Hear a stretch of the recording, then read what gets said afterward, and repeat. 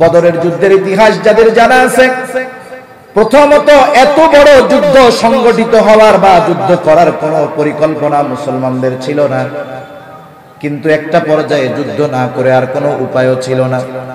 কাফেররা যখন দেখছে আমরা 1000 সশস্ত্র সৈন্যবাহিনী নিয়ে আসছি, ফিরে যাব কেন, মুসলমানদেরকে চিরতরে নিশ্চিহ্ন করে দেয়া যাব, চূড়ান্ত ভাবে যখন যুদ্ধ করতেই হবে।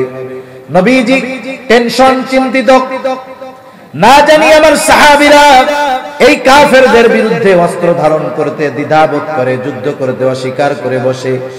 নবীজি সাহাবাদেরকে নিয়ে বসলেন পরামর্শের জন্য। একে তো প্রচন্ড গরম, দ্বিতীয়ত আবার রোজা, তৃতীয়ত সামরস্ত্র তেমন কিছু নাই। নবীজি পরামর্শ করতেছেন। প্রথমে পরামর্শ চাইলেন মুহাজিরদের কাছে। মুহাজিরদের পক্ষ থেকে জবাব, ইয়া রাসূলুল্লাহ, আমরা আপনার সাথে হিজরত করেছি, দ্বীনের জন্য মক্কা ছেড়েছি, সব ছেড়েছি, আমরা যুদ্ধে করতে প্রস্তুত। কিন্তু শুধু মুহাজিররা বললে তো হবে না, আনসারদেরও পরামর্শ চাই, কারণ তারা এত ত্যাগ স্বীকার করেছে, সম্পদহীন সাহাবীকে সম্পদ দিয়েছে, ভাই বানায় ফেলছে, তারা কি যুদ্ধ করতে রাজি হবে নাকি? না জানি বলে বসে, এত ত্যাগ স্বীকার করলাম, এখন কি জীবনটাও দেওয়া লাগবে নাকি? আনসারদের পরামর্শ চাইলেন নবী। আনসারদের মধ্য থেকে জবাব আসলো, আল্লাহর রাসূল সাল্লাল্লাহু আলাইহি ওয়াসাল্লামকে জবাব দিচ্ছেন সাদ বিন মুআজ রাদিয়াল্লাহু তাআলা। তিনি বলতেছেন, ইয়া রাসূলুল্লাহ, আপনি আমাদের কাছে যুদ্ধের ব্যাপারে পরামর্শ চাইতেছেন, আপনি শুনে নেন। আপনি যদি আমাদের সকলকে উত্তাল সমুদ্রের কিনারে দাঁড় করিয়ে দেন, আর যদি নির্দেশ দেন যে তোমরা এখনই এই সমুদ্রের মধ্যে ঝাঁপায় পড়ো, ইয়া রাসূলুল্লাহ, এই নির্দেশ দেওয়ার পরে আপনি তাকায়া দেখবেন আপনার নির্দেশের পরে একটা মানুষও সমুদ্রের কিনারায় দাঁড়িয়ে না। আপনি খালি নির্দেশ দিবেন আর সাথে সাথে আমরা ঝাঁপায় পড়ব, আপনি টেনশন করেন না। আরেকজন বলতেছে, ইয়া রাসূলুল্লাহ, আমরা আপনার সামনে পেছনে ডানে বামে চতুর্দিকে থেকে এমন ভাবে যুদ্ধ করব যে আপনি খুশি হয়ে যাবেন। নবীজি যখন দুই পক্ষের থেকে পরামর্শ করার পর সম্মতি পাইলেন, এইবার 313 জন যোগটোক কইরা খুঁটে খুঁড়ে পাওয়া গেছে। 313 জনের কাছে অস্ত্র ছিল সর্বসাকল্য 100 তলোয়ার, সকলের ঘোড়াও নাই। পায়ে হেঁটে উত্তপ্ত গরম বালুর মধ্যে রোজা রেখে 313 জন 1000 সশস্ত্র কাফেরের বিরুদ্ধে লড়াই করতে গিয়েছে। এই ইমানদার বাহিনী ওই সময় গোটা দুনিয়ার সবচাইতে আধুনিক সমরাস্ত্র নিয়ে আসছে আবু জেহেল একদিকে, আর এই দিকে গড়ে নিরস্ত্র 313 জন। তবে তাদের কাছে অস্ত্র ছিল না, সমরাস্ত্র ছিল না, চলার জন্য বাহন ছিল না, কিন্তু ওই 313 জনের ঈমানি শক্তি এমন ছিল, ওই নিরস্ত্র 313 জনের হাতে সশস্ত্র 1000 কাফেরের শোচনীয় পরাজয় হয়েছে। আম্মা বা'দু ফাআউযু বিল্লাহি মিনাশ শাইতানির রাজীম।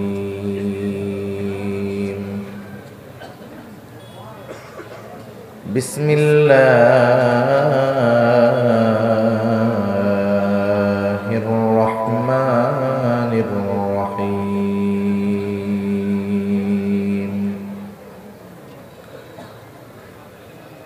وإذ قال موسى لقومه يا قوم اذكروا نعمة الله عليكم إذ جعل فيكم أنبياء وجعلكم ملوكا وآتاكم ما لم يؤت أحدا من العالمين.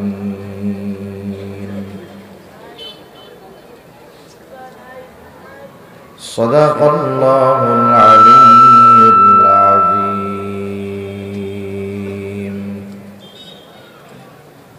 اللهم صل على محمد وعلى آل محمد كما صليت على إبراهيم وعلى آل إبراهيم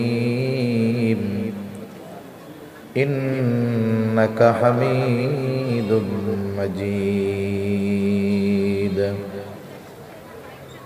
اللهم بارك على محمد وعلى آل محمد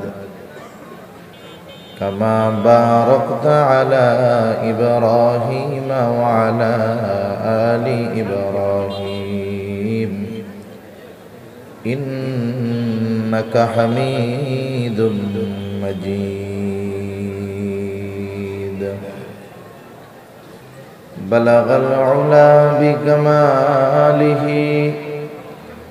كشف الدجى بجماله حسنت جميع خصاله صلوا عليه وآله আল্লাহর মহব্বতে আমরা সকলে জবান খুলে একটু জিকির করি লা ইলাহা ইল্লাল্লাহ। এই মনিটরটা ছাড়তে হবে, মনিটরের আওয়াজটা আমার জন্য একটু আসতে দিতে হবে, আওয়াজটা মনিটরের জায়গাটা একটু ক্লিয়ার করতে হবে। হ্যাঁ, এই পাশে একটু মনিটরটা ছাড়বেন যেন ওইটার আওয়াজ আমার কানে আসে। হ্যাঁ, মনিটরটা আমার জন্য একটু ছাড়ে। হ্যাঁ, একটু জিকির করি লা ইলাহা, এই আওয়াজটা সামনে লোক থাকলে আমার কানে আসবে না, তাহলে মনে হবে যে আওয়াজ হইতেছে না। লা ইলাহা ইল্লাল্লাহ, লা ইলাহা ইল্লাল্লাহ।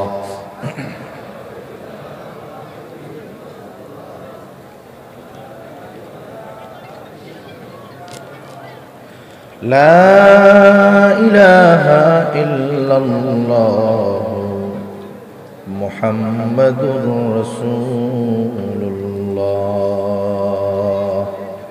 صلى الله عليه وسلم। সূরা বাকারা, এই সূরার মধ্যে আল্লাহ তাআলা বনি ইসরাইলকে প্রদত্ত 40টার উপরে নেয়ামতের কথা ধারাবাহিকভাবে আল্লাহ তাআলা বর্ণনা করেছেন। অবস্থা কি? আল্লাহ তাআলা সে অবস্থার কথা কোরআনুল কারীমের মধ্যে বর্ণনা করেন। আল্লাহ তাআলা বলেন ফালাম্মা তারাআল জামআনি ক্বালা আসহাবু মূসা ইন্না লামুদরাকুন। আল্লাহ রাব্বুল আলামিন বলেন, যখন এক দল অপর দলকে দেখতে পাইল, ক্বালা আসহাবু মূসা ইন্না লামুদরাকুন, মূসা আলাইহিস সালামের সাথীরা বলতেছে, মূসা আমরা ধরা পড়ে গিয়েছি। যদিও এখনো ধরা পড়ে নাই, শত্রু কিন্তু দূরে, এরপরেও কেন বলতেছে মূসা আমরা ধরা পড়ে গিয়েছি, বাঁচার আর কোনো উপায় নাই। অনেক সময় দেখবেন অনেক যুবক তরুণ মানুষ অথবা অন্য কেউ দৌড় দিয়ে একজন মুরব্বীর কাছে গিয়ে বলে, বাবা চাচা আমি নাই, আমি মইরা গেছি। বলেন তো, একজন লোক যদি মরে যায় তাইলে আরেকজনের কাছে গিয়ে সে কি বলতে পারে নাকি আমি মইরা গেছি? বলতে পারে নাকি? কিন্তু কেন বলে? আসন্ন বিপদের ভয়াবহতা অনুধাবন করে অনেক সময় মানুষ বলে, চাচা আমি শেষ, আমি মইরাই গেছি। বনি ইসরাইলও আসন্ন বিপদের ভয়াবহতা অনুধাবন করে হয়তো ফেরাউনের হাতে মরতে হবে, না হলে সমুদ্রে পড়ে মরতে হবে, এই জন্য ধরা না পড়েও বলতেছে মূসা আমরা ধরা পড়ে গিয়েছি। কারণ বাঁচার কোনো উপায় নাই, সমুদ্র পাড়ি দেওয়ার জন্য কোনো নৌকা নাই, ফেরাউনের সাথে লড়াই করার জন্য কোনো অস্ত্র নাই। এতকাল তো বেঁচে ছিলাম, আর এখন বাঁচার কোনো উপায় নাই। মূসা আলাইহিস সালাতু ওয়াস সালাম হলেন বনি ইসরাইলদের নেতা। প্রত্যেকটা নবী তার উম্মতের নেতা। দুনিয়ার নেতা যে হয় হোক, মুমিনের প্রকৃত নেতা হলেন মুহাম্মাদুর রাসূলুল্লাহ। আল্লাহর কসম করে বললে ভুল হবে না, দুনিয়ার সাধারণ নেতা দুনিয়ার সব বিপদ থেকে আমাদের বাঁচাতে পারে না। অনেক সময় দুনিয়ার কর্মীরা যদি বিপদে পড়ে, নেতা আগে পালায়া যায়, ঠিক কিনা বলে? কিন্তু মানুষের জীবনের সবচেয়ে বড় মুসিবত হবে কিয়ামতের দিন। ওই দিন আমার আপনার নেতা যদি মুহাম্মদুর রাসূলুল্লাহকে বানায় নিতে পারি, ওই মুসিবতের দিন বাবা চিনবে না, সন্তান চিনবে না, মা চিনবে না, কিন্তু আমাদের প্রকৃত নেতা মুহাম্মদুর রাসূলুল্লাহ, তার একটা উম্মত হাসরের ময়দানে থাকতে তিনি নিজে জান্নাতে যাবে না। প্রত্যেকটা নেতার কাজ হলো তার অনুসারীরা যদি ভীত সন্ত্রস্ত হয়ে যায়, নেতা তার বক্তব্যের মাধ্যমে ঝিমিয়ে পড়া নেতাদের মধ্যে কর্মীদের মাঝে প্রাণ সঞ্চার করে, নেতিয়ে পড়া কর্মীদেরকে সে চঞ্চল করে তুলে, ভীত কর্মীদের মাঝে সাহস সঞ্চার হয় নেতার বক্তব্যের মাধ্যমে। ঠিক কিনা বলে? মুসা আলাইহিস সালাতু ওয়াস সালাম দাঁড়ায় গেছেন বনি ইসরাইলদের সামনে, তিনি বক্তব্য দিবেন। তবে বনি ইসরাইল তো এমন এক জাতি ছিল, শব্দে শব্দে তারা প্রশ্ন করত। মুসা আলাইহিস সালাম তাদের ওই কথার জবাবে ছোট্ট একটা বক্তব্য প্রদান করলেন, যেই বক্তব্যটা এমন এক বক্তব্য যার মধ্যে বনি ইসরাইলদের অন্তরে আগত অনাগত সম্ভবত সব ধরনের জবাব ওই ছোট্ট বক্তব্যের মধ্যেই পাওয়া যায়। তারা বলতেছে, ক্বালা আসহাবু মূসা ইন্না লামুদরাকুন, মূসা আমরা ধরা পড়ে গিয়েছি। আর মূসা আলাইহিস সালাম দাঁড়ায় প্রথমেই বলেন, কাল্লা, কখনোই নয়। এটা একটা নাবোধক শব্দ। কেউ যদি বলে লা, শুধু না, আর যদি বলে কাল্লা, এই দুইটার মধ্যে তফাৎ আছে। একটা হলো শুধু না, আর একটা হলো কখনোই নয়। মূসা আলাইহিস সালাম বললেন, কাল্লা, কখনোই ধরা পড়ব না, এখনো পড়ব না, পরেও পড়ব না। বনি ইসরাইল প্রশ্ন করতে পারতো, মূসা ধরা পড়ব না কেমনে বলেন? তারা তো কাছে, সমুদ্র পাড়ে, কোনো উপায় নাই, লড়াই করার জন্য কোনো অস্ত্র নাই, কেমনে বলেন ধরা পড়ব না? কেমন যেন মূসা আলাইহিস সালাম তারা প্রশ্ন করার আগে জবাব দিয়ে বললেন, শোনো, ওদের সাথে যা থাকে থাক, ওদের সাথে অস্ত্র থাক, লোকবল থাক, আমার সাথে যদিও এই সব নাই, ইন্না মাইয়া রব্বি, আমার সাথে আমার রব আছে। রব যদি সাথে থাকে, দুনিয়ার সব যদি বিপক্ষে চলে যায়, তাতে কিছু আসে যায় না। ওদের সব আছে, আমার কে আছে বলেন? আরো জোরে, কে? রব। হিজরতের সময় রাসূলুল্লাহ সাল্লাল্লাহু আলাইহি ওয়াসাল্লাম মক্কা থেকে মদিনা হলো উত্তর দিকে। নবীজি কৌশলগত কারণে রওনা দিলেন দক্ষিণ দিকে। সাওর পর্বতের মধ্যে 3 দিন আত্মগোপনে নবীজি ছিলেন।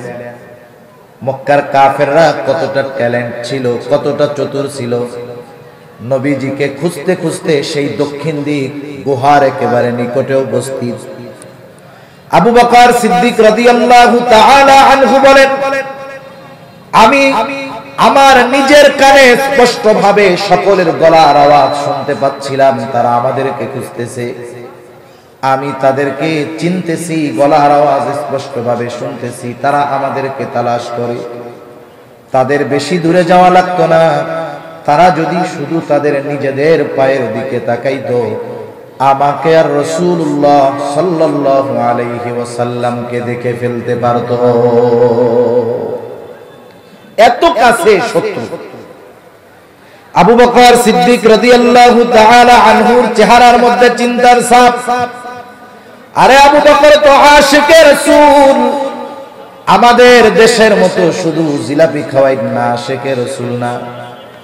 আমাদের দেশের আশিকে রাসূল, সে নিজেকে আশিক দাবি করে, কিন্তু নবীর সুন্নাত সে মানতে পারে না। ঠিক কিনা বলেন? সুন্নাত নাই, আশিকে রাসূল, এ শুনতেও জানি কেমন লাগে। আবু বকর এমন আশিকে রাসূল, আবু বকরকে যদি 100 জীবন দেওয়া হতো, 100 জীবন, এই 100 জীবন যদি 100 বার নবীর জন্য কোরবান করা লাগতো, আবু বকর তার 100 জীবন 100 বার নবীর জন্য কোরবান করতে প্রস্তুত ছিল। আবু বকরের চেহারার মধ্যে চিন্তার ছাপ, ভয়ের ছাপ, নিজের জন্য নয় বরং মুহাম্মাদুর রাসূলুল্লাহ সাল্লাল্লাহু আলাইহি ওয়াসাল্লামের জন্য। নবীজি আবু বকরের চেহারা দেখে বুঝতে পারলেন আবু বকর ভীত, চিন্তিত। ওই মুহূর্তে আমার আপনার নবী আবু বকর সিদ্দিক রাদিয়াল্লাহু তাআলা আনহুকে কি কথা বলেছেন দুনিয়ার কেউ কিন্তু শুনে নাই, কেউ কিন্তু জানে না। কিন্তু ওই সময়ে কি কথা আল্লাহর নবী আবু বকরকে বলেছেন দুনিয়ার কেউ না জানলেও যিনি জেনেছেন, শুনেছেন তিনি কে? এজন্য আল্লাহ তাআলা পরবর্তীতে দুইজনের কথোপকথন কি হইছে আল্লাহ জানায়া দিয়েছেন। আল্লাহ তাআলা বলেন ইযহুমা ফিল গারি ইয ইয়াকুলু লিসাহিবিহি লা তাহজান ইন্নাল্লাহা মা'ানা। ওই কঠিন মুহূর্তে যখন আবু বকর প্রচন্ড চিন্তিত, ভীত, নবীজি বলতেছে ও আবু বকর তুমি ভীত হয়ো না, চিন্তা করো না। এই গর্তের মধ্যে শুধু তুমি আর আমি দুইজন এমনটা নয়, ইন্নাল্লাহা মা'ানা, আমাদের সাথে যিনি আছেন তিনি কে? আল্লাহ আমাদের সাথে আছে। যেহেতু আল্লাহর সাথে আছে, শত্রু যত নিকটে হোক, শত্রু যত শক্তিশালী হোক, কোনো অসুবিধা নাই। মুসা আলাইহিস সালাম বলতেছে ইন্না মাইয়া রাব্বি, ওদের সাথে সব থাক, আমার সাথে আছে রব, আমার সাথে রব আছে, সায়াহদিন, তিনি পথ দেখায়া দিবে।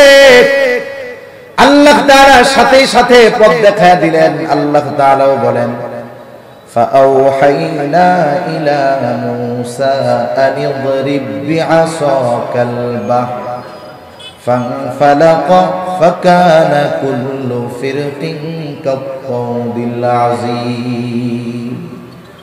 আল্লাহ রাব্বুল আলামিন বলেন আমি মুসা আলাইহিস সালাতু ওয়াস সালামের কাছে প্রত্যাদেশ প্রেরণ করলাম, ওহী পাঠাইলাম, আনিদরিব বিআসাকাল বাহর, আপনি লাঠি দিয়ে সাগরের উপরে আঘাত করেন। মুসা আলাইহিস সালামের লাঠি, ওই লাঠিটা দিয়ে তিনি সাগরের উপরে আঘাত করলেন। সাথে সাথে ফানফালাকা, সাগর ফেটে দুই ভাগে বিভক্ত হয়ে গেল। সুবহানাল্লাহ। শুধু ফেটে গেছে তা নয়, ফেটে যাওয়ার পর প্রত্যেকটা ভাগ দুই দিকে উঁচু হয়ে এরকম পাহাড় সাদৃশ্য দেয়ালের মতো হয়ে গেছে, মধ্য দিয়ে ফাঁকা রাস্তা হয়ে গেছে। আল্লাহ তাআলার নির্দেশ, মুহূর্তের ভিতরে ওই জায়গাটা শুকনা ঠনঠনা হয়ে গেছে। 12টা শাখা রাস্তা হয়ে গেছে 12 গোত্র বনি ইসরাইলের। তারা পথ চলা শুরু করলো। ইতিমধ্যে চলতে চলতে যখন তারা মাঝ রাস্তা পার হয়ে গেছে, পৌঁছায় গেছে, ফেরাউন তার বাহিনী নিয়ে রাস্তার পাড়ে আসছে। আল্লাহ তাআলা আরেক জায়গায় বলেন ওয়াজাওয়াজনা বিবানি ইসরাঈলাল বাহরা ফাআতবাআহুম ফিরআউন বিজুনুদিহি বাগয়ান ওয়া আদওয়া। আল্লাহ তাআলা বলেন আমি বনি ইসরাইলদেরকে সাগর পার করায়া দিলাম। ফাআতবাআহুম ফিরআউন বিজুনুদিহি বাগয়ান ওয়া আদওয়া। ফেরাউন তার সৈন্য সামন্ত সহ সীমা লঙ্ঘন করে শত্রুতা বশত তাদের পেছনে অনুসরণ করা শুরু করলো। আল্লাহ তাআলা জানায় দেন যখন ফেরাউন চলতেছে তাদের পেছনে পেছনে, মুসা আলাইহিস সালাম তার উম্মতদেরকে নিয়ে পৌঁছায় গেলেন অপর পাড়ে। ফেরাউন তার বাহিনী নিয়ে পৌঁছায় গেছে মাঝ রাস্তায়। বলেন তো, রাস্তা যাদের জন্য বানানো হলো এটা তো বিকল্প রাস্তা, টেম্পোরারি রাস্তা। টেম্পোরারি রাস্তা সব সময় থাকে না, প্রয়োজন শেষ, এরপরে রাস্তাকে আর রাখা হয় না। যখন মুসা আলাইহিস সালাম উম্মতদেরকে নিয়ে অপর প্রান্তে পৌঁছায় গেছে, যাদের জন্য রাস্তা বানানো হলো তাদের ব্যবহার শেষ। এখন বলেন তো রাস্তার আর কোনো দরকার আছে নাকি? আল্লাহ তাআলাও রাস্তা রাখলেন না, পানিকে নির্দেশ দিলেন তুমি আগের অবস্থায় ফিরে যাও। কারণ আল্লাহ তাআলা হলেন এমন মহাপরাক্রমশালী এক সত্তা, তিনি যেটা চান শুধু বলেন হও, তৎক্ষণাৎ সেটা হয়ে যায়। ইন্নামা আমরুহু ইযা আরাদা শাইআন আন ইয়াকুলা লাহু কুন ফায়াকুন। আল্লাহ তাআলা যেটা ইরাদা করেন, যা ইচ্ছা করেন, শুধু বলেন কুন, হও, ফায়াকুন, সাথে সাথেই সেটা হয়ে যায়। পানি যখন দুই দিক দিয়ে একত্রে আছড়ে পড়লো ফেরাউন আর তার সৈন্যবাহিনীর উপর, সমুদ্রের তলদেশে তারা উপর থেকে পানি পড়েছে। পানির তোড় কেমন হয়, পানির স্রোত কেমন হয় আমরা অনেক সময় দেখি। পাহাড়ি ঢলে বন্যা হয়ে যায়। জাপানের সুনামি দেখছেন আপনারা, মুহূর্তের ভিতরে, এত প্রযুক্তি সম্পন্ন একটা দেশ, মুহূর্তের ভিতরে বড় বড় স্থাপনাগুলো কুচুরি পানার ন্যায় পানির তোড়ে ভেসে গেছে।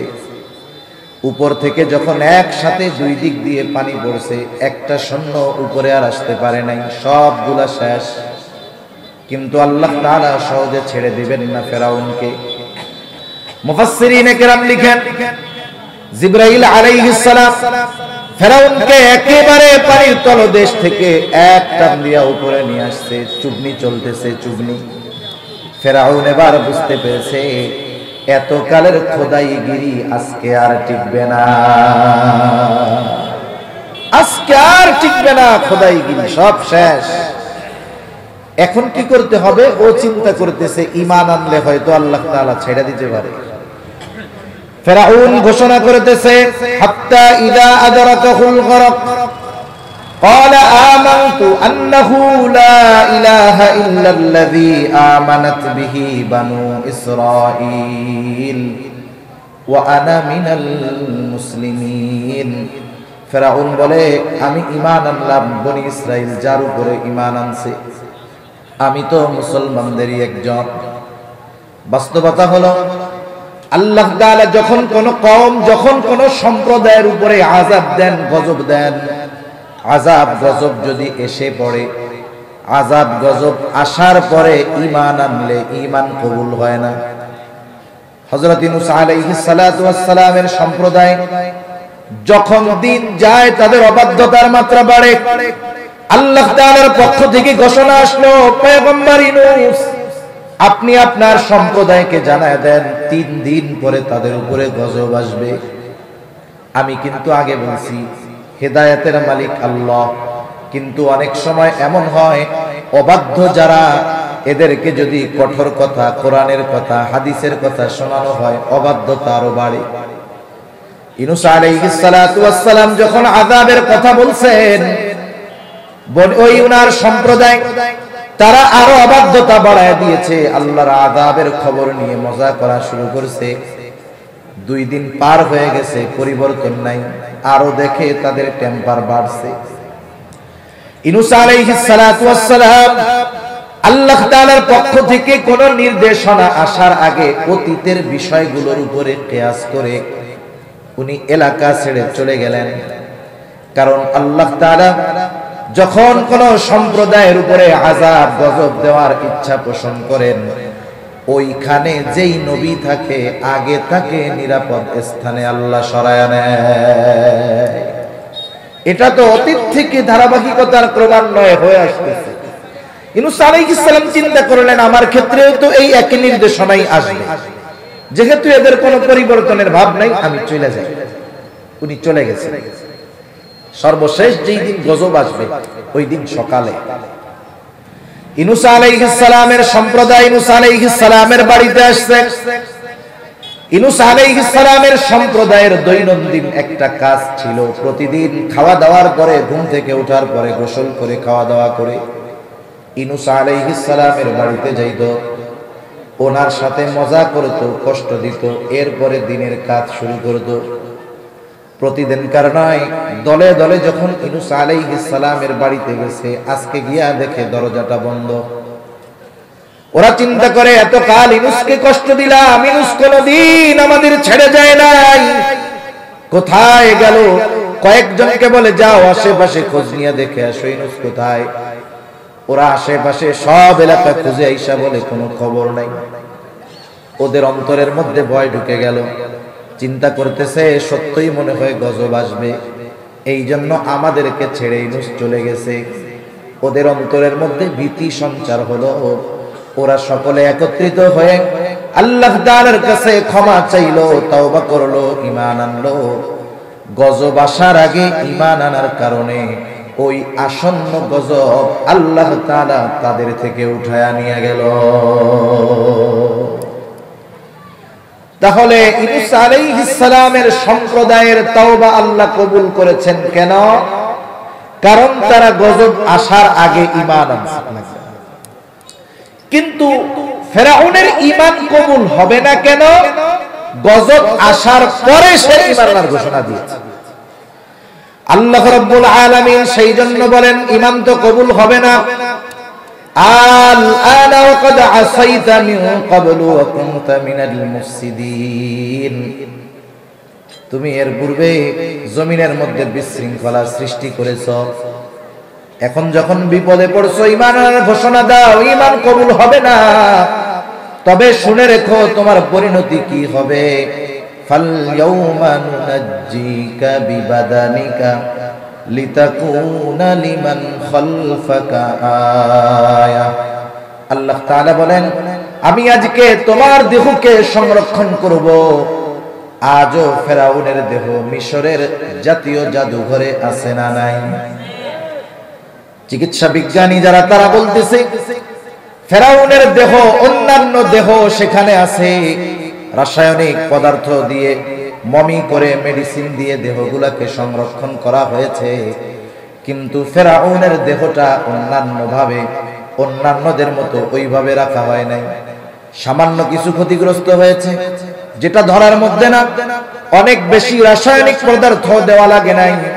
হাজার হাজার বছর ওই সমুদ্রের তলদেশে ফেরাউনের দেহ ছিল, মাছেও খায় নাই, পচনও ধরে নাই, কারণ ওই দেহটাকে সংরক্ষণ করার দায়িত্ব নিয়েছিলেন কে? কেন সংরক্ষণ করলেন? সংরক্ষণ করার কারণ আল্লাহ তাআলা বলেন লিতাকুনা লিমান খালফাকা আয়া, যাতে করে তুমি তোমার পরবর্তীদের জন্য নিদর্শন হও। যেমন আগের ঘটনাকে কেন্দ্র করে পরবর্তী মানুষগুলো সতর্ক হয়, ঠিক না? আগের ঘটনাকে মানে অতীতের ঘটনাকে কেন্দ্র করে ভবিষ্যতের মানুষজন সতর্ক হয়, সতর্কতা অবলম্বন। যেমন আমি আপনাদের দিক দিয়ে আসছি বাগানের মধ্যে দিয়ে, যখন ওই মোড় থেকে জিজ্ঞাসা করছি ভাই কোন দিক দিয়ে গেলে ভালো হবে, কয় দিক দিয়ে যান। এদিক দিয়ে কেন? রাস্তা তো কম। রাস্তা ভালো? হ্যাঁ ভালো। যায়েন না, কয়দিন আগে ঠেকায় দিছে, বুঝেন নাই? এখন দেখেন, আমি যদি না আসতাম, সময় স্বল্পতা না হইতো, তাহলে তো ওদিক দিয়েই আসতাম। এই যে দেখেন, একটা ঘটনা সামনে আসলে মানুষ পরবর্তীতে ওই বিষয় বা ওই ধরনের বিষয়ের ব্যাপারে চিন্তা করে। মানুষ যেন ফেরাউনের এই করুণ পরিণতি থেকে শিক্ষা নেয় যে একটা মানুষের ক্ষমতা যত হোক এটা চিরস্থায়ী নয়। এমন ক্ষমতার অধিকারী ফেরাউনের কেমন পরিণতি হয়েছিল, এই শিক্ষা আল্লাহ তাআলা যেই জন্য ফেরাউনের দেহ সংরক্ষণ করেছে, এই শিক্ষা যদি গোটা দুনিয়ার শাসকরা গ্রহণ করত, এই দুনিয়ায় ইনসাফের সুবাতাস বইতো, ঠিক কিনা বলেন? যদি চিন্তা করতো ফেরাউনের ক্ষমতা তো আমার চাইতে কম ছিল না, কত বেশি, কিন্তু আল্লাহ তাআলা একেও ছেড়ে দেয় নাই। আমাদেরও এই পরিণতি হতে পারে যদি আমরা জুলুম করি, অবিচার করি। ওই চিন্তা করে এই শাসকদেরকে, বর্তমান দুনিয়ার শাসকরা যদি চিন্তা করত, ফেরাউনের দেহ দেখে যদি সিদ্ধান্ত নিত আগামী, তাহলে বেইনসাফি এ দুনিয়াতে থাকতো। কিন্তু আফসোস, টাকা যার আছে সে গিয়ে শুধু দেখে, কিন্তু শিক্ষা গ্রহণ করে না।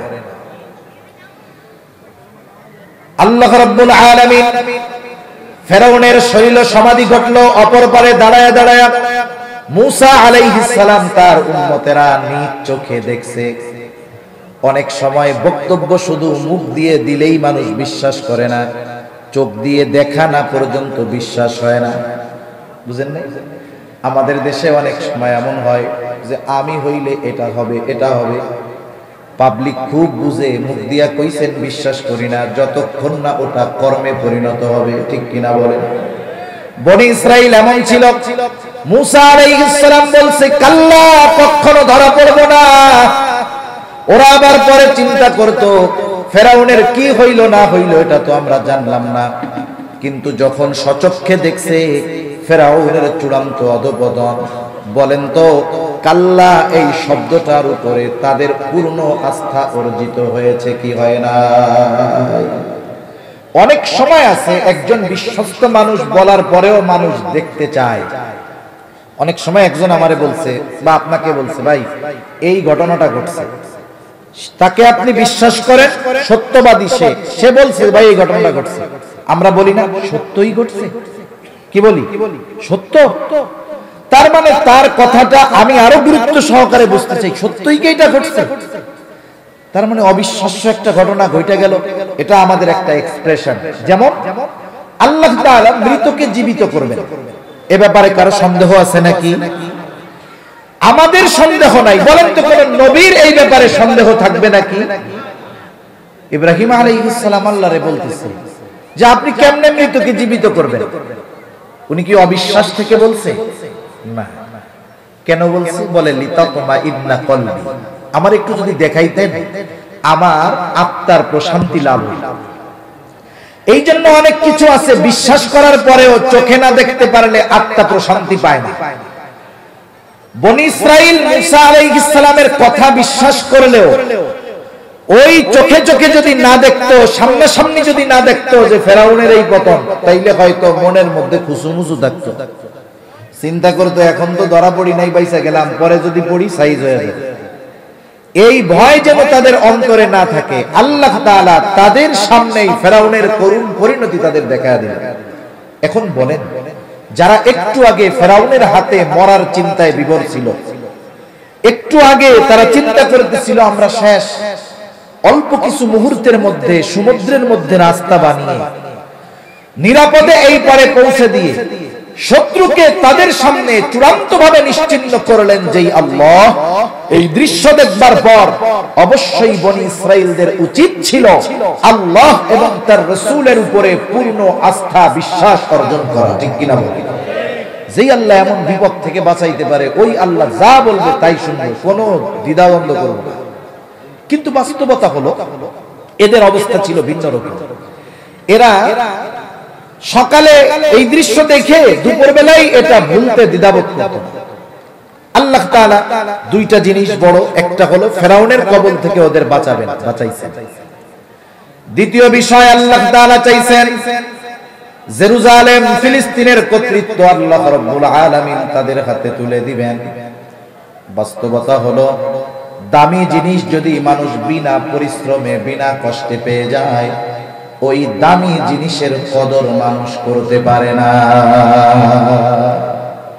সমাজে অনেক মানুষ আছে বাবা কষ্ট করে অঢেল সম্পদ গড়েছেন, এরপরে এক সন্তান 20 বছর ধরে বাবার গড়া সম্পদ 20 মাসও লাগে না শেষ করে ফেলে, ঠিক কিনা বলে?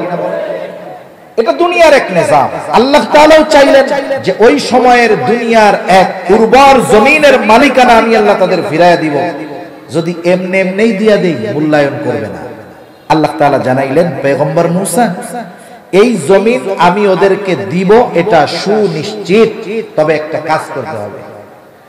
জেরুজালেমে তখন শাসন করত এক শক্তিশালী গোত্র, আমালিকা গোত্র। আপনি বনি ইসরাইলদেরকে তাদের সাথে জিহাদ করার নির্দেশ দিবেন, আর এই জিহাদে তারা যে জয়ী হবে এ ব্যাপারে কোনো সন্দেহ নেই। যতই শক্তিশালী হোক আমি আল্লাহ এদেরকে ওদের বিরুদ্ধে বিজয় দান করব। তা মূসা আলাইহিস সালাতু ওয়াস সালাম যুদ্ধের নির্দেশ দেওয়ার পূর্বে বনি ইসরাইলের 12 গোত্র থেকে 12 জনকে নির্ধারণ করলেন যে তোমরা 12 গোত্র থেকে 12 জন, প্রত্যেক গোত্রের সবচাইতে বিশ্বস্ত মানুষটা, এই রকম 12 গোত্র থেকে 12 জনকে নির্ধারণ করা হলো যে তোমরা একটু জেরুজালেমটা পরিদর্শন করে আসো, ওই জায়গার হালচাল বুঝে আসো যে কি অবস্থা হয়ে যেত। 12 গোত্রের 12 জন গেছে। 12 জন যখন শহরের মধ্যে ঢুকছে, মনে করেন আপনি একটা অপরিচিত জায়গায় গেছেন, ইউরোপের কোন কান্ট্রিতে গেছেন বা আফ্রিকার কোন দেশে গেছেন। বলেন তো একজন সুন্দর চামড়ার মানুষ যদি আফ্রিকায় যায়, আফ্রিকার মানুষ বুঝবে যে এটা আমাদের দেশের মানুষ না, অপরিচিত মানুষ। ওরা 12 জন যখন তাদের শহরে ঢুকে হাঁটাহাঁটি করতেছেন, ওদের একজনের মনে সন্দেহ লাগছে, কি রে, এরা তো আমাদের গোত্রের লোক না বা এলাকার লোক না, কোথা থেকে আসছে? এত শক্তিশালী ছিল আমালিকা গোত্রের লোক, ওই একজন বনি ইসরাইলের 12 জনকে একসাথে বেঁধে বাদশার সামনে নিয়ে গেছে। বাদশার কাছে যখন নেওয়া হলো, সভাসদদের সাথে পরামর্শ করতেছে বাদশা এদেরকে কি করা যায়। সবাই পরামর্শ দিয়েছে বাদশা এদের ছেড়ে দেন। কেন?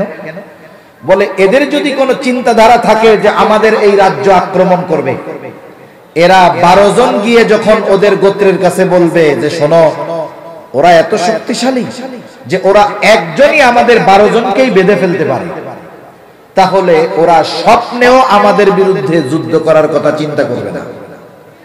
এই চিন্তা করে বাদশা ওদের ছেড়ে দিয়েছে। ওরা 12 জন মুসা আলাইহিস সালামের কাছে গেছে, গিয়ে বলল সব কথা। মুসা আলাইহিস সালাম বলতেছে শোনো, জেরুজালেম যে উর্বর এক জমিন, সুজলা সুফলা শস্য শ্যামলা সব বলবা, তবে ওরা যে এত শক্তিশালী এ বিষয়টা তোমরা গোপন রাখবা, বলবা না। এই 12 জনের মধ্যে 2 জন ছাড়া বাকি 10 জন গিয়ে তাদের গোত্রের কাছে বলতেছে শোনো, কাদের সাথে যুদ্ধ করবা সিনাও দে। একজনই 12 জনের সাইজ করে দিছে, ওদের সাথে কি যুদ্ধ করা যায়? এমনিই তো এরা সুতা পাইলে কি করতো আল্লাহ ভালো জানে। যখন শুনছে শক্তি এত, এবার তারা হাঁটু গেড়ে বসছে, চিন্তা করছে যে যা হয় হোক, মইরা যাব তবু এখান থেকে নড়বো না। মুসা আলাইহিস সালাম তো বুঝতে পারছেন কাজ সারা। এবার তিনি এসে বনি ইসরাইলীদেরকে কিছু নসিহত করতেছেন। এই কথাগুলো বলার আগে মুসা আলাইহিস সালাম আল্লাহ প্রদত্ত কিছু উল্লেখযোগ্য নেয়ামতের কথা তাদের স্মরণ করায় দিচ্ছেন। মনে করেন আপনি একজনকে একটা বিষয়ের নির্দেশ দিবেন, আদেশ করবেন, যেই বিষয়ে আদেশ করবেন সেটা একটু কঠিন বিষয়, কিন্তু এই আদেশটা আপনাকে যিনি করেছেন তিনি আপনার শুভাকাঙ্ক্ষী, অতীতে আপনার অনেক উপকার করেছে। সরাসরি গিয়ে যদি আপনার নির্দেশ দেওয়া হয় এটা করো, আদেশটা কঠিন হওয়ার কারণে আপনি বলবেন ধর্মিয়া এটা আমি পারবো না।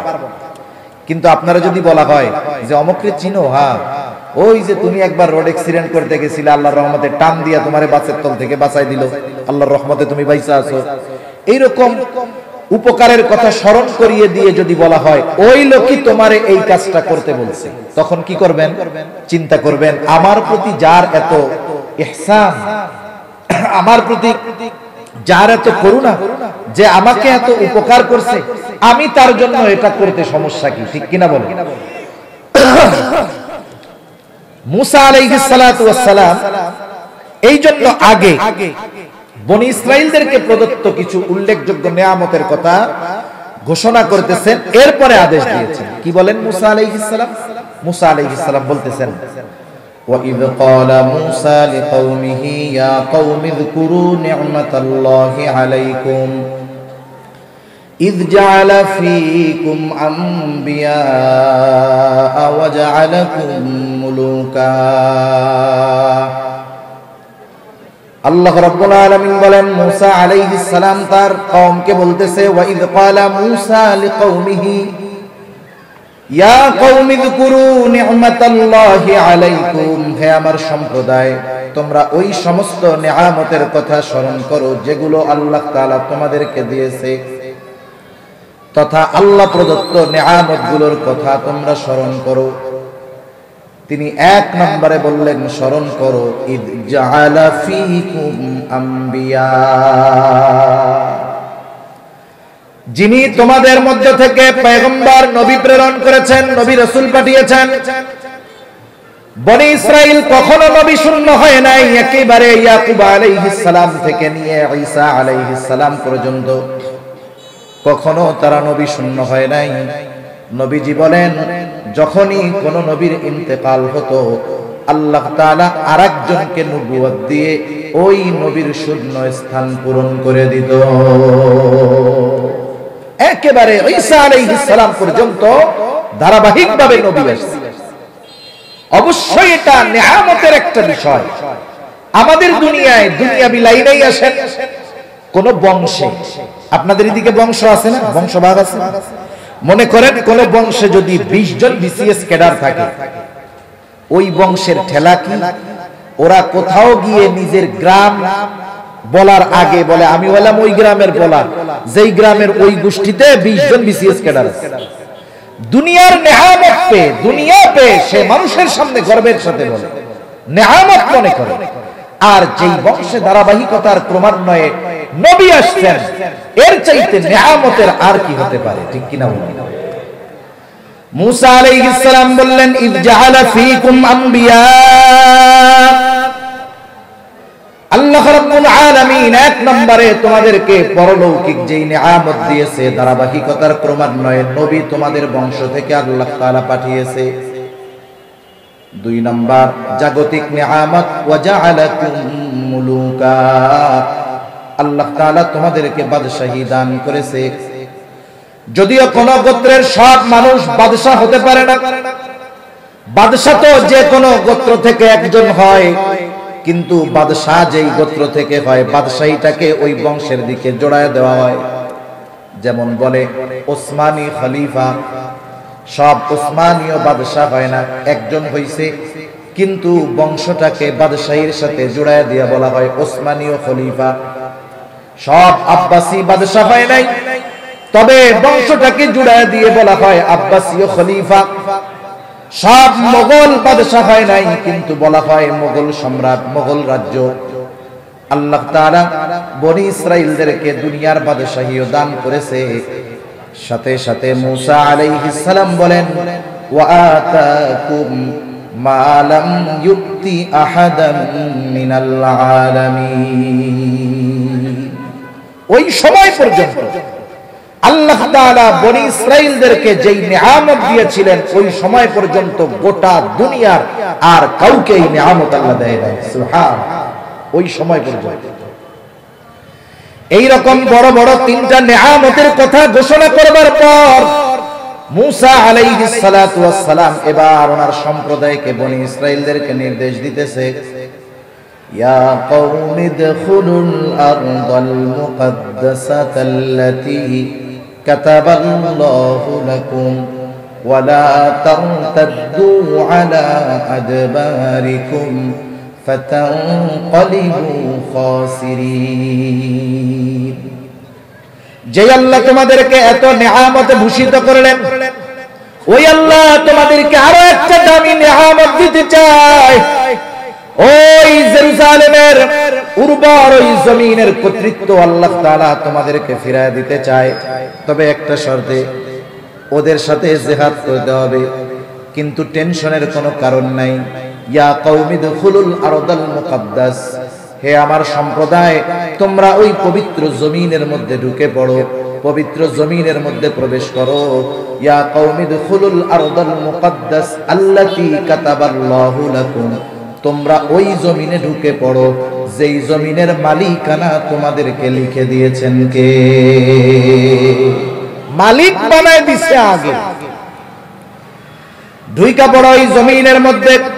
ওয়ালা তারতাদ্দু আলা আদবারিকুম ফাতানকালিবু খাসিরিন, তবে সাবধান সাবধান, সামনের দিকে অগ্রসর হবা, পিছু হটবা না, যা হয় সামনের দিকে যাইবা, বিজয় তোমাদের সুনিশ্চিত। যদি পিছনে হটো তাহলে তোমরা ক্ষতিগ্রস্তদের অন্তর্ভুক্ত হয়ে যাইবা।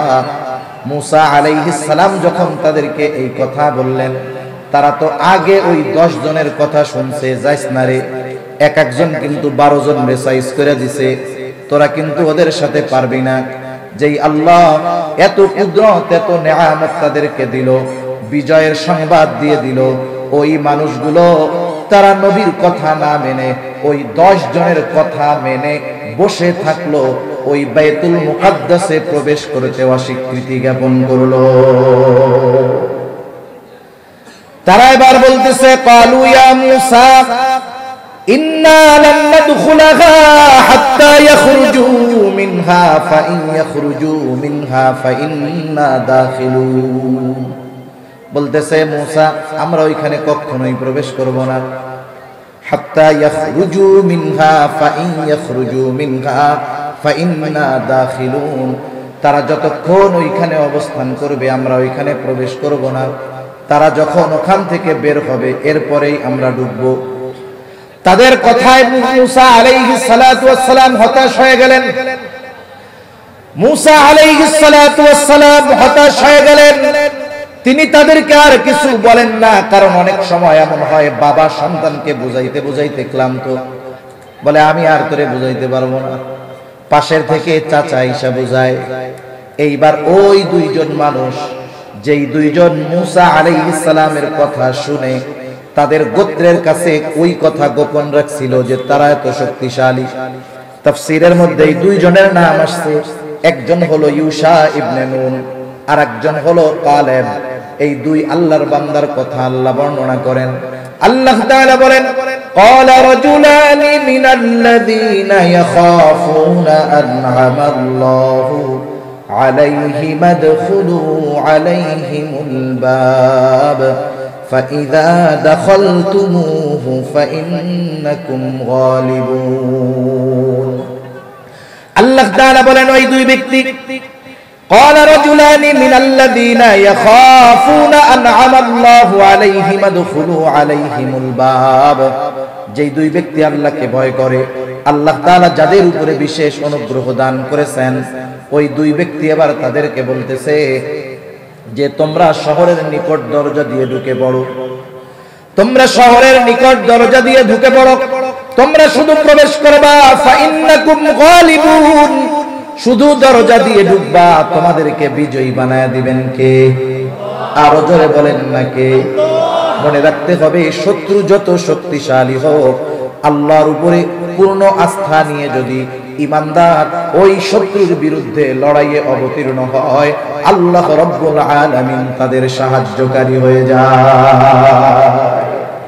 এর বাস্তব প্রমাণ হলো হামাস জিহাদ করতেছে ইসরাইলের বিরুদ্ধে।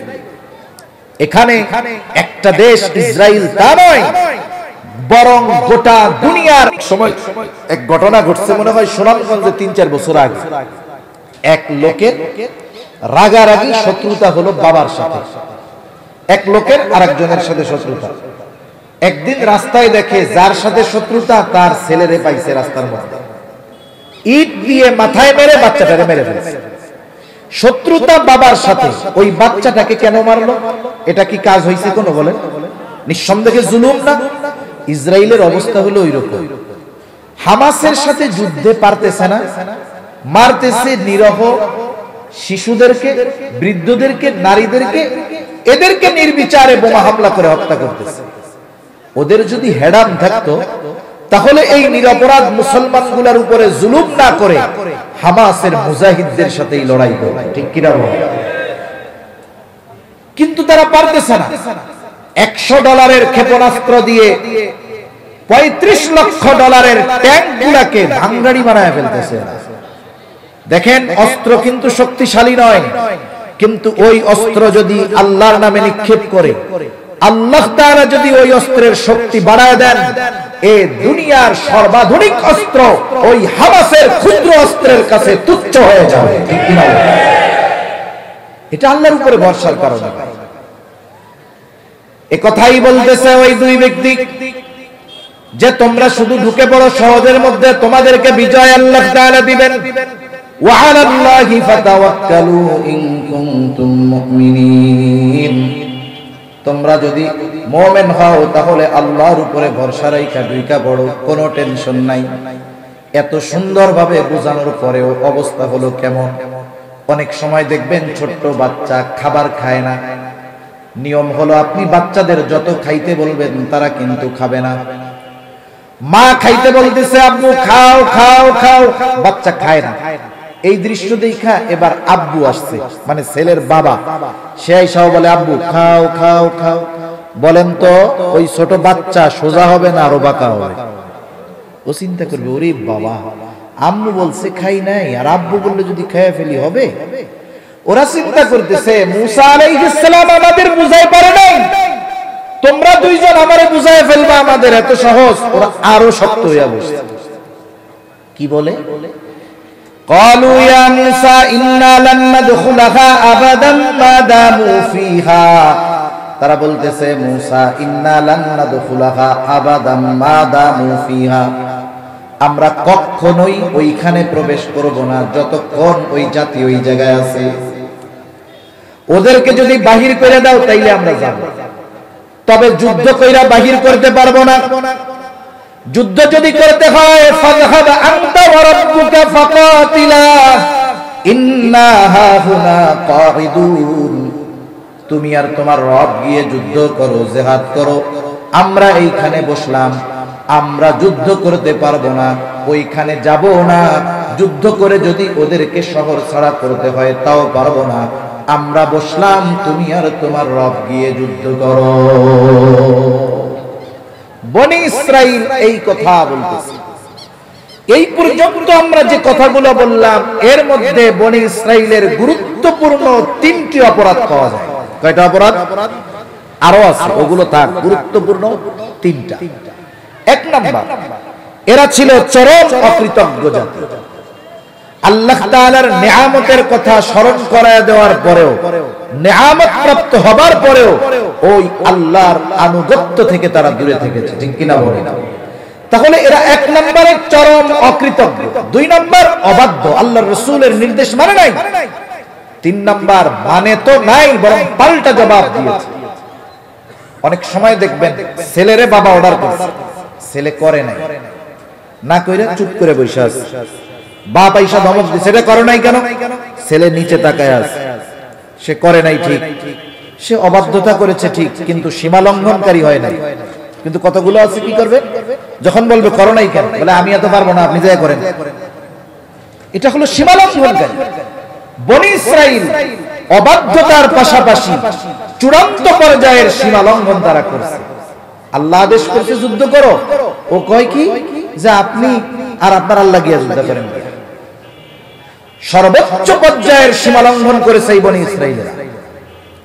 মুফাসসিরিনে কেরাম এখানে উম্মতে মুহাম্মাদীর কথা আনছেন, সাহাবায়ে কেরামের বিষয়টা উল্লেখ করেছেন যে দেখেন নবী তাদেরকে কত নিয়ামতের কথা স্মরণ করায় দিল।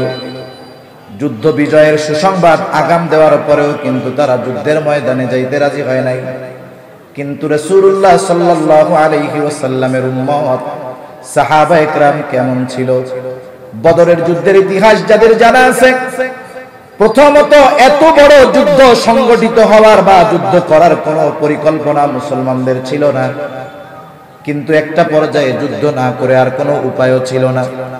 কাফেররা যখন দেখছে আমরা 1000 সশস্ত্র সৈন্যবাহিনী নিয়ে আসছি, ফিরে যাব কেন, মুসলমানদেরকে চিরতরে নিশ্চিহ্ন করে দেয়া যাব, চূড়ান্ত ভাবে যখন যুদ্ধ করতেই হবে, নবীজি টেনশন, চিন্তিত, না জানি আমার সাহাবীরা এই কাফেরদের বিরুদ্ধে অস্ত্র ধারণ করতে দ্বিধাবোধ করে, যুদ্ধ করতে অস্বীকার করে বসে।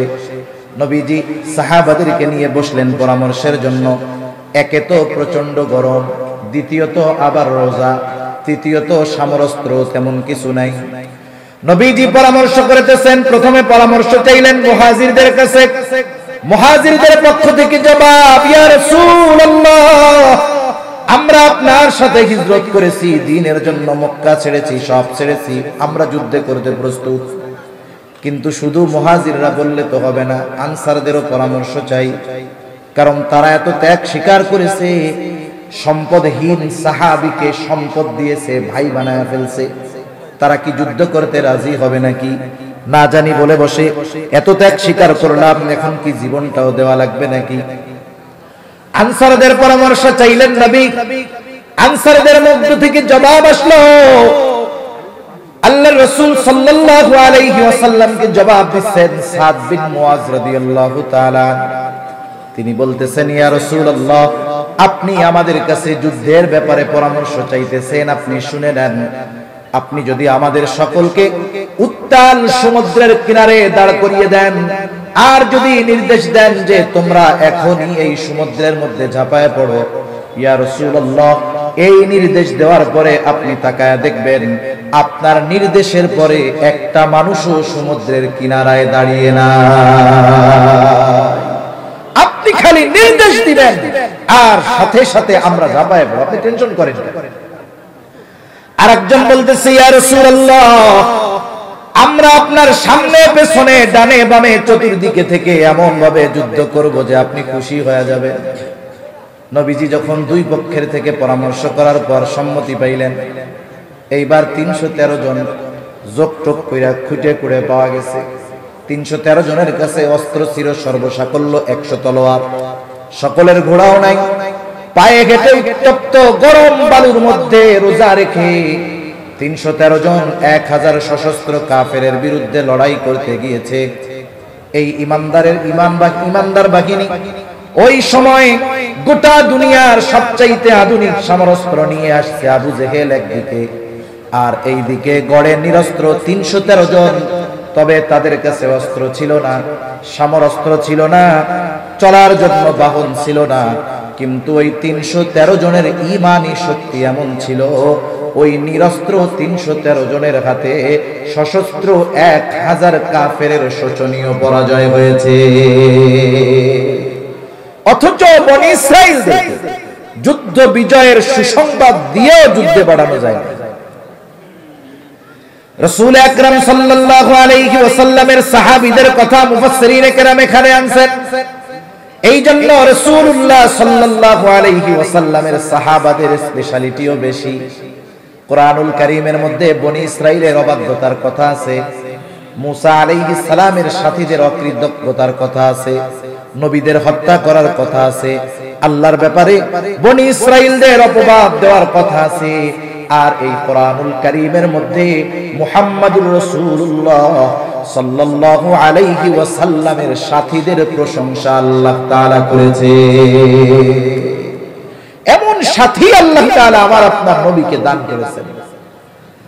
যখন ওই বনী ইসরাঈলেরা এমন কথা বলছে যে আপনি আর আপনার রব গিয়ে জিহাদ করেন, ফাযহাব আনতা ওয়া রাব্বুক ফাকাতিলা ইন্না হাহুনা কাঈদুন, আপনি আর আপনার রব গিয়ে যুদ্ধ করেন, আমরা এখানে বসলাম, আমরা যুদ্ধ করতে পারবো না। পয়গম্বর সাইয়্যিদুনা মুসা আলাইহিস সালাম চরম পর্যায়ের হতাশ হয়ে গেলেন। চিন্তা করেন, প্রত্যেকটা নবীকে আল্লাহ তাআলা সৃষ্টি জগতে যত মানুষ আছে সব মানুষদের মধ্যে সর্বোচ্চ ধৈর্য আল্লাহ তাআলা প্রদান করে। নবী হিসাবে মুসা আলাইহিস সালাম ধৈর্যশীল ছিলেন, কিন্তু ওদের অবাধ্যতা সীমা লঙ্ঘনের মাত্রা কতটা বাড়ছে, উনি হতাশ হয়ে আল্লাহ তাআলার কাছে দোয়া করতেছে। কি বলতেছে? قال رب إني لا أملك إلا نفسي وأخي فافرق بيننا وبين القوم الفاسقين। মুসা আলাইহিস সালাম তাদের হেন আচরণে এতটা কষ্ট পাইলেন। মুসা আলাইহিস সালাম বলতেছে, ও আমার রব, ইন্নী লা আমলিকু ইল্লা নাফসি ওয়া আখি, আমার নিজের উপরে আর আমার ভাইয়ের উপরে ছাড়া আর কারো উপরে আমার নিয়ন্ত্রণ নাই। ওই দুই আল্লাহর বান্দাও এর মধ্যে শামিল, যে এদের ছাড়া কারো উপরে আমার নিয়ন্ত্রণ নাই, কেউ আমার কথা মানে না, কেউ আমার কথা শোনে না। যেহেতু এদের সাথে একটা সম্পর্ক আমার ছিল আপনার নির্দেশে, ফাফরুক বাইনানা ওয়া বাইনাল কওমিল ফাসিকিন, আয় আল্লাহ আপনি এই ফাসিকদের থেকে সম্পূর্ণরূপে আমাকে আপনি পৃথক করে দেন, আমি এদের সাথে আর থাকতে চাই না। পয়গম্বর মুসা আলাইহিস সালাম কষ্ট পায়া এই কথাটা বলছেন। আল্লাহ তাআলা এবার মুসা আলাইহিস সালামকে সান্ত্বনা দেওয়া সহ তাদের শাস্তির কথা জানায়া দিলেন। আল্লাহ রাব্বুল আলামিন বলেন, ক্বালা ফাইন্নাহা মুহাররামাতুন আলাইহিম 40 সানাহ ইয়াতিহুনা ফিল আরদি ফালা তা'সা আলাল কওমিল ফাসিকিন। মুসা আলাইহিস সালাতু ওয়াস সালাম কে আল্লাহ তাআলা বলেন, ফালা তা'সা আলাল কওমিল ফাসিকিন, আপনি তাদের এই আচরণে, ফাসিকদের এই আচরণে কষ্ট পায়েন না। শুইনা নেন এই আচরণের কারণে তাদের কি ক্ষতি হলো। ক্বালা ফাইন্নাহা মুহাররামাতুন আলাইহিম 40 সানাহ ইয়াতিহুনা ফিল আরদ, আল্লাহ তাআলা জানান 40 বছর ওই জমিন আমি তাদের জন্য নিষিদ্ধ করে দিলাম, হারাম করে দিলাম। ওই সময় বনি ইসরাইলের অবস্থান ছিল তিহ প্রান্তরে, তিহ ময়দানে ছিল। আল্লাহ রাব্বুল আলামিন 40 বছর ওই এক জায়গায় তাদেরকে রাখছেন। এই আচরণ করার পর বনি ইসরাইল মুসা আলাইহিস সালামকে বলতো আমরা মিশর চলে যাব, আমরা থাকবো না। চিন্তা করে ফেরাউন তো মরছে, এখন তো আর টেনশন নেই। বুঝেন নাই? আগে তো ফেরাউনের সাইজ হওয়া লাগতো। ফেরাউন যে মরছে ওরা নিজ চোখে, হুজুর আসছে, ফেরাউন তো মরছে নিজ চোখে ওইটা দেখা। এখন কি আর ফেরাউনের ভয় ডর আছে নাকি? নাই তো। এই জন্য কইতো যে আমরা কিন্তু মিশর চলে যাব। কথায় কথায় এই কথাই কই, কথায় কথায় এটা।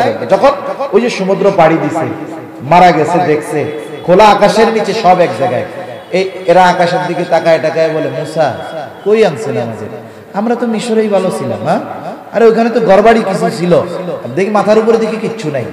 আল্লাহ তাআলা মেঘমালাকে তাদের জন্য ছাদ বানায় দিয়েছে। সুবহানাল্লাহ। এখন বলে মাথার উপরে ছাদটা ধইল, এত মানুষের ফসল টসল কই পাবো, ডেক্সি বাতিল কিচ্ছু নাই, না খাইয়াই মরতে হবে। আল্লাহ তাআলা আসমানি খাবারের ব্যবস্থা করে দিয়েছে। সুবহানাল্লাহ বলেন। এত নিয়ামত পাওয়ার পরেও তাদের আচরণ ছিল এরকম, খালি খুশা মারতো যে আমরা মিশরে চলে যাবো, মিশরেই ভালো ছিলাম। এইবার ওরা মিশরের উদ্দেশ্যে রওনা দিত প্রত্যেক দিন সকালবেলা, একেবারে ফজরের নামাজের পরে সূর্য ওঠার আগ পর্যন্ত আগেই রওনা দিত মিশরের দিকে।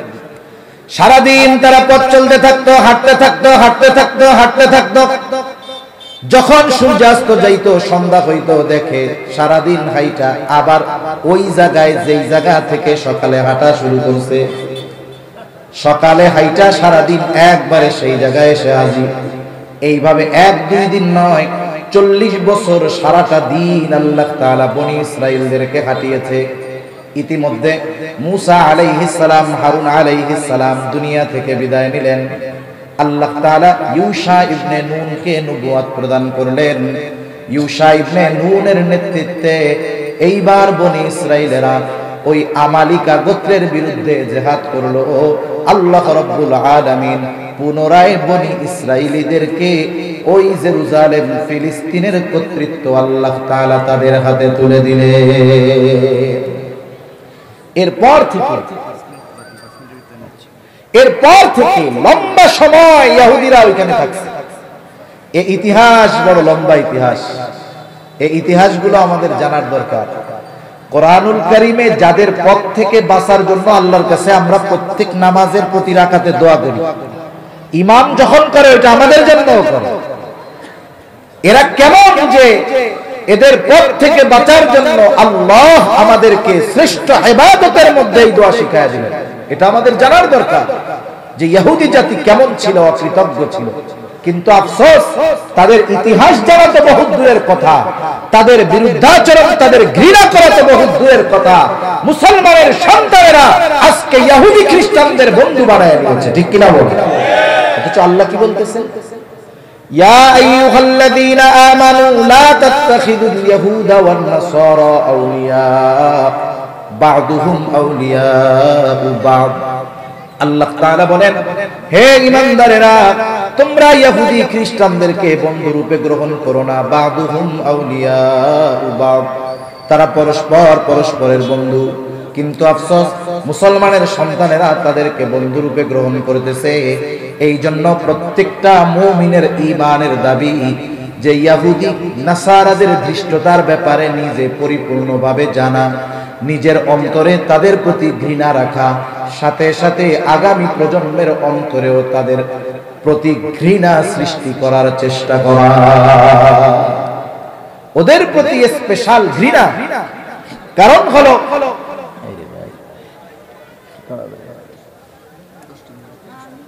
তাদের প্রতি ঘৃণা পোষণ করা, এটা আমাদের ঈমানি দায়িত্ব। কেন? আমরা আমাদের সন্তানদের বুঝাবো যে কেন আল্লাহ তাআলা তাদেরকে অভিশপ্ত করেছেন। আমাদের সন্তানদের রন্ধ্রে রন্ধ্রে এগুলো ঢুকায় দেওয়ার দরকার। নাইলে দেখবেন আপনার আমার ঘরের মধ্যেই দেখা যাবে ইহুদি নাসারাদের মুহাব্বত করনে ওয়ালা দিন দিন বড় হচ্ছে, ঠিক কিনা বলেন? সেজন্য সতর্ক, সাবধান। আল্লাহ সুবহানাহু ওয়া তাআলা এদেরকে অভিশপ্ত ঘোষণা করেছেন। যেই 3টা কারণ আমি আপনাদের খেদমতে বললাম। 1 নাম্বার, এরা সর্বোচ্চ পর্যায়ের অকৃতজ্ঞ। 2 নাম্বার অবাধ্য, 3 নাম্বার এরা সর্বোচ্চ সীমা লঙ্ঘনকারী। আমরা হব কৃতজ্ঞ, আল্লাহর প্রত্যেকটা নিয়ামতের শুকরিয়া আদায় করব। করা যাবে না ইনশাআল্লাহ? তাসবিহাত সমূহ পাঠ করব, আল্লাহর কৃতজ্ঞতা প্রকাশ করব। যেই হালতে থাকি বলবো আলহামদুলিল্লাহ। যেই হালতে থাকি কি বলবো বলেন? আলহামদুলিল্লাহ। সাথে সাথে আল্লাহ এবং তার রাসূলের যত নির্দেশ আছে সবগুলোকে মানব, বাধ্য, আনুগত, উন্নত। 3 নাম্বার, শরীয়তের কোন বিষয়ের সীমা লঙ্ঘন করব না। ওই ইহুদি জাতির যতগুলো ত্রুটি, এর মধ্যে অন্যতম 3টা ত্রুটি হলো এই 3টা। এই যে ইহুদিরা ওই যে জেরুজালেমে ঢুকছে, বছরের পর বছর থাকছে, এরপরে আল্লাহ তাআলা তাদেরকে আরো কত সম্মানিত করেছেন। সুলাইমান আলাইহিস সালাতু ওয়াস সালামকে সারা দুনিয়ার বাদশাহী আল্লাহ তাআলা দিয়েছেন। বনি ইসরাইলের একজন নবী, দুনিয়ার কত সম্মান দিয়েছে। সুলাইমান আলাইহিস সালাম দোয়া করেছে, রব্বি হাবলি মুলকান লা ইয়ানবাগি লি আহাদিন মিন বাদি ইন্নাকা আনতাল ওয়াহ্হাব।